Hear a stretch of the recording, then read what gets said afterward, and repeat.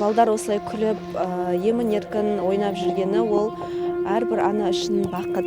Біздер Сирияда болғанда бұлай балаларымыз емін-еркін ойнамайтын.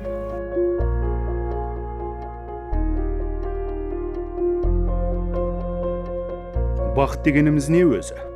Қарапайым сауалдың жауабы күрделі. Себебі әр адамның көкейінде бақыт ұғымының өлшемі әртүрлі. Спортшы Алим шыңын армандайды. Кембағал аяққа тұрсам деп Алладан жәрдем сұрайды. Енді біреу байлықты бақыттың баламасы деп біледі. Ал оттың ортасынан оралған Назгүл нағыз бақыт, бейбіт өмір дейді. Білімсіздіктен сол жаққа кеттік қой енді. Енді өкінеміз. Бөтен елге, бөтен жерге барғанда мен енді шынымен отанның қадірін түсіндім. Білмеймін, бір өкініш па, бір сондай.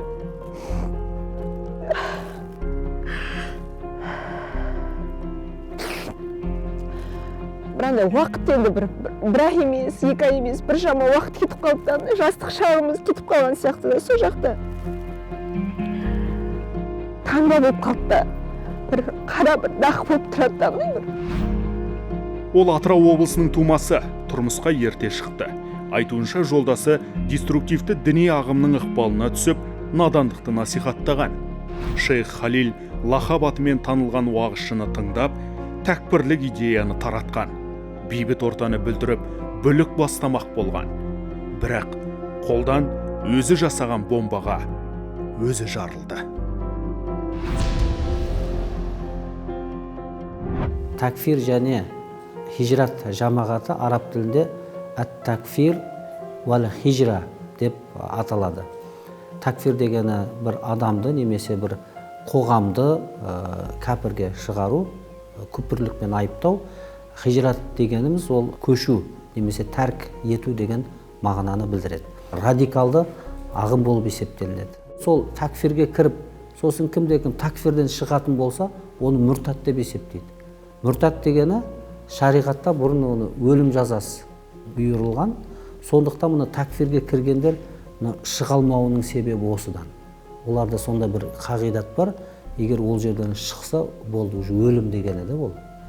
Адасқан не болдық қой, бана салафизм неде болдық бағытта. Білімсіз өліп қалғанына, просто так өліп қалды ол айтқанда. Жау-жас болып, әлі де ойлайын қазір, например.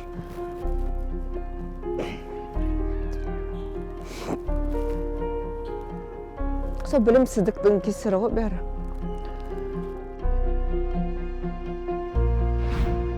Назгүл елінің тарихын білмеді. Сондықтан тобыр оны тамырынан оңай үзді. Көсемдерінің кітабын оқытып, ұлттық санасын жойды. Буквализмнің тар шеңберіне байлады. Көп замай жесір келіншек жауыздықты жақтаған топқа ілесіп, Шам жеріне кетті. Бірақ уәде етілген жұмақты таппады. Нәсіп құмарлардың олды қол, қызды күң еткенін көрді. Үстемдік құруға таласқан топтардың көздегені тек бүлік екенін ол кеш ұқты. Құран-ы Кәрімде айтады, бүлік дейді, бұл адам өлтіргеннен жаман дейді. Осы жерде отырып сырттан фатуа алу, ынтымақ пен бірлікті ыдыратуға алып барады. Әрбір мемлекеттің өзіне діни басқармасы бар. Қазақстан мұсылмандар діни басқармасының алға қойған мақсаты бұл 5 нәрсе. Бірінші дініміз, екінші дәстүріміз, үшінші тіліміз, төртінші тарихымыз, бесінші жеріміз. Бұл Алланың алдында да, пайғамбарымыздың алдында да, ата-бабамыздың алдында да, кейінгі ұрпаққа да бұл аманат. Осы нәрсе болғанда ғана біз ел боламыз. Биыл Жусан арнайы гуманитарлық операциясы бастау алғалы 5 жыл.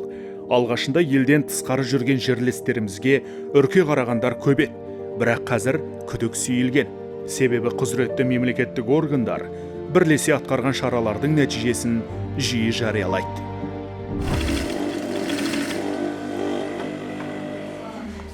Қыз-келіншектер қосымша мамандық игеріп, шағын кәсіп ашқандары да бар. Мектеп жасындағы балалардың дені оқу озаты. Назгүл Наманованың да балалары жан-жақта. Бірнеше тілде еркін сөйлейді.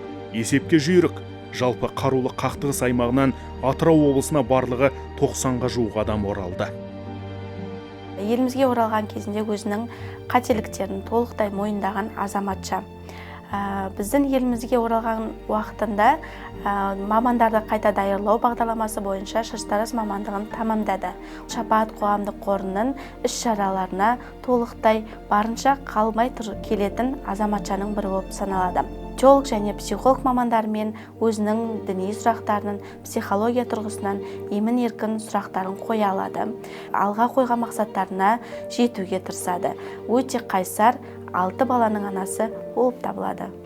Көп балалы ана әлі де теологтардың сабағынан қалмайды. Балаларында жіті бақылауда ұстайды. Бірінші, білім алыңыздар, білім алғанда да дұрыс бағытта. Енді өзім сияқты жастарға айтып жатырмын, орамалдағы. Енді адасып кетпеңіздер, оқыңыздар, мешітке барыңыздар, түсінбей жүрсеңіздер, теолог мамандарына барыңыздар, бейбітшілікті, тыныштықты бағалаңыздар. Қазір енді шүкір ғой, теологтар бар кәдімгідей. Түсіндіреді, бәрін айтады, дұрыс бағыт-бағдар береді да, например. Назгүлдің жан жарасын туған жердің ауасы жазды. Ол отаннан артық мекен, әрі отансыз бақыт жоқ екенін түсінді. Отанды құрметтеу мұсылман үшін қастерлі парыз екенін іспен дәлелдемек. Қазір ол қыз-келіншектерге арналған орталықта жаңа мамандықта меңгеріп жүр.